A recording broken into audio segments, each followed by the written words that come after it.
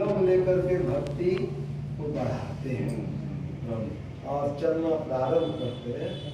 और इस तरह से चलते चलते जहाँ चलना अंत हो जाता है, अब आना जाना नहीं रहता है, यह चलना सुरत का चलना। सुरत ज्ञानमयी पदार्थ, लेकिन अज्ञान में या जड़ता ज्ञान में आकर के अपने को भूली हुई, सोई हुई, फंसी हुई।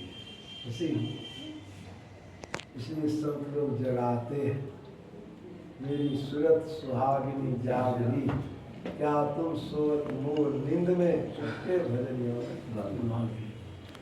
ऐ मेरी सूरत सुहागिनी जगो। सुहागिन उसको कहते हैं गुरु महाराज खुलासा करके, जिसका पति जीवित हो वह सुहागिन है। जो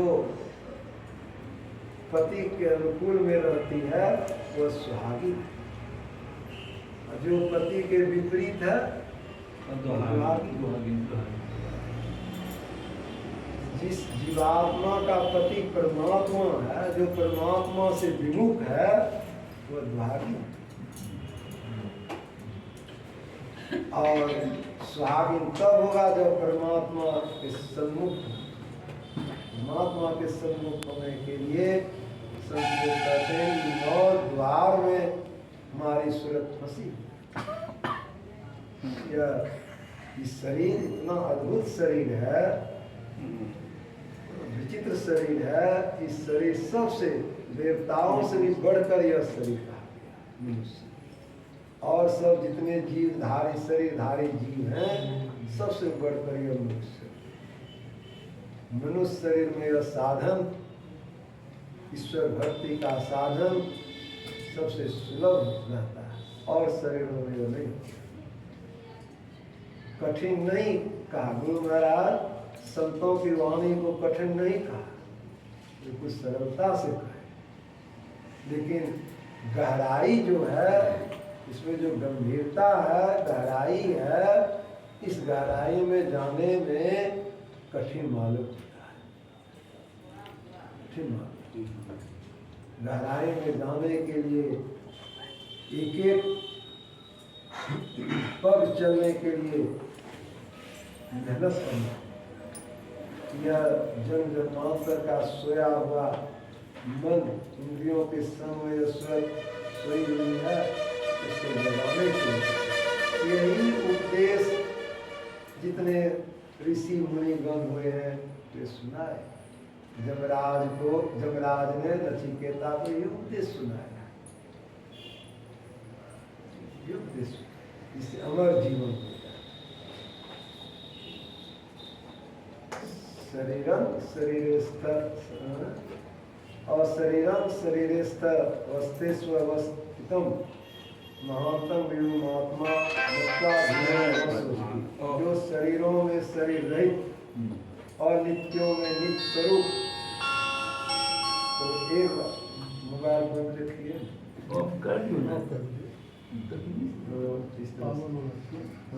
और नित्यों में नित्य स्वरूप उस परमात्मा को या आत्मा को जान लेने पर यह मृत्यु के मुख से छूट जाता है।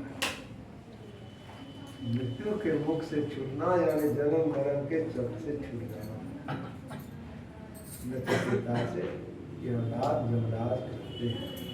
पहले तो ये बताने की नहीं चाहते, लेकिन जब इन्होंने जिक्र किया मुझे संसार के वैभव से मैं पूर्ण सुखी हो जाऊंगा, ऐसा तो नहीं होगा। इसके लिए यह आत्म सुख चाहिए।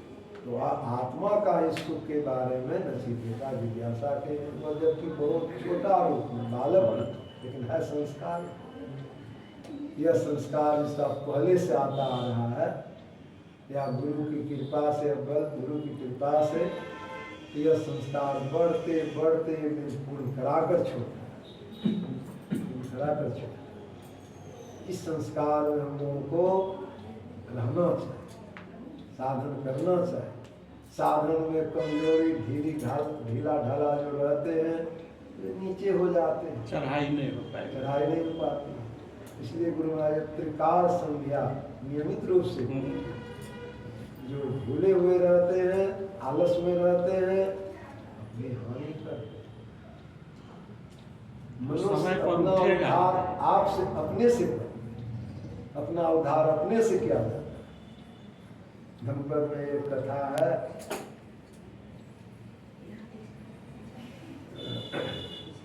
भिक्षु कश्यप की मौत की कथा। वह जब विवाह नहीं हुआ था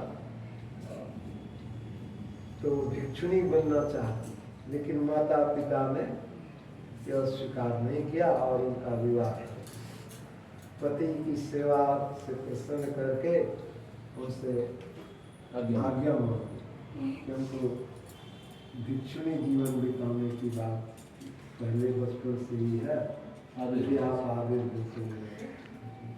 पति ने सहर्ष उनको भिक्षुणी धर्म में ले जाकर के भिक्षुणी बना दी, लेकिन जाना चाहिए भगवान बुद्ध के शरण में तो उनको दे आए अज्ञानवश देवदत्त के शरण, देवदत्त के शरण में ले आए। लेकिन दाम्पत्य जीवन में ही सहवास के कारण वह गर्भवती हो गई थी।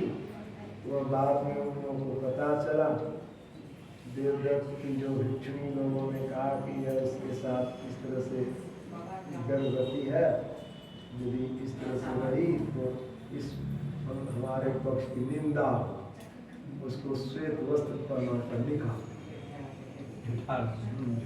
झूठा तो नहीं था, तो वो सोचा हमारे निंदा हो गई, हमारे पक्ष की, उसको निकाल दी। और वह कई हमको बहुत धर्म में भिक्षुणी हुई है और कैसे हमको आप यहाँ से निकाल, तो उनको तथागत के शरण में तब तथागत भगवान बुद्ध के शरण में है, तो वहाँ जांच हुई, जांच में यह निर्दोष ठहरे। यह तो सब जो गर्भवती हुई है पति के साथ में रहने पर ही उसको पता।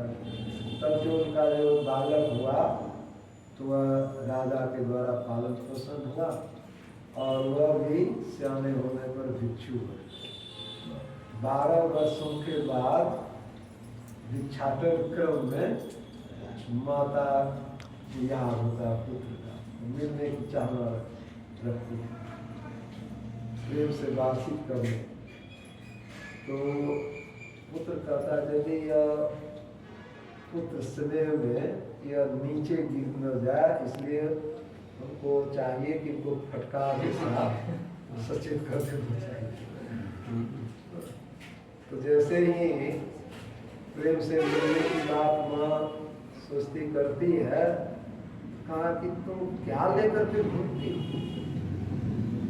भिक्षुणी बनी हो, क्या लेकर के घूमती हो, मोह को नहीं तोड़ सकती हो, स्नेह बंधन को नहीं काट सकती हो, पुत्र के स्नेह बंधन को। इतना जो कहा, फिर माता को मुँह फेर लेती है और अपने राह पर। तो यह इतना साधन फिर की उनकी माँ, उसमें लिया हुआ मनुष्य अपना मालिक आप है, जो अपने आप पर नियंत्रण कर लेता है वो दुर्लभ मालिक होता है, निर्वाण होता है, सारे बंधनों से छूट जाता है। मनुष्य अपना मालिक खुद आप होते हैं। इसलिए गुरु महाराज उन को जुक्ति बतलाए हैं, उस जुक्ति मुताबिक साधवी ने कहे गुरु महाराज पहुंचा दे, ऐसा नहीं। गुरु महाराज और रास्ता बतला दे, खुद को चलना पड़ता, साधन करना पड़ता। साधन भजन हीन लयो न प्रभु धन, वो कहाँ भय सुभक्त पड़ी गाई मात्र मनो। कोई अच्छा भक्त नहीं हुआ केवल मात्र गाने पढ़ने से, कोई अच्छा भक्त नहीं होता। ध्यान भजन हीन से रह करके कोई आगे नहीं बढ़ सकता। इसलिए ईश्वर प्रेमी बनना चाहिए, भक्ति करनी चाहिए। यह भक्ति सगुण सारा मूल ध्यान गुरु रूप है, मूल पूजा गुरु प्रणाम, मूल नाम गुरु वचन है, मूल सत सत भाव। मूल यहाँ जहाँ से हम भक्ति शुरू करेंगे सगुण साकार में, यहाँ से मूल या खड़ा होगा।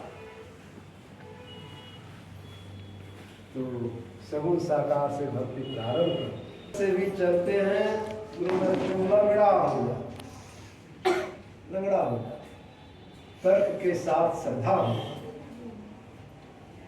श्रद्धा जो है वह आगे बढ़े। केवल श्रद्धा हो, सही ज्ञान नहीं हो, तो अंधी भक्ति से भी काम नहीं। वो अंधी श्रद्धा, अंधी भक्ति नीचे गड्ढे में गिरा। इसलिए ज्ञान भी चाहिए, तर्क के साथ ज्ञान भी चाहिए। गुरु महाराज कहते हैं इस शरीर में आप भी रहते हैं, जीवात्मा है, परमात्मा, परमात्मा सर्वज्ञ है, जीवात्मा अल्पज्ञ है, अल्प ज्ञान में है, बड़ा ज्ञान में है।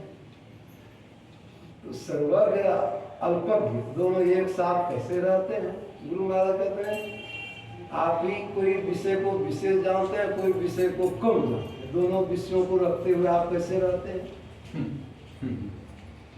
इस शरीर में ये जुक्ति होता है, चाली, वो भी उसमें भी वही जीव चेतन है, वो तो लेक्चर नहीं झाड़ता है, उसमें वो मनुष्य वाला ज्ञान क्यों नहीं हो? मनुष्य वाला ज्ञान क्यों नहीं हो? यह जीवात्मा को ही मन ज्ञान होगा। और जब तक जीवात्मा शरीर इंद्रिय ज्ञान में फंसा हुआ रहता है, फैला हुआ रहता है, चूंकि शरीर इंद्रिय अज्ञान में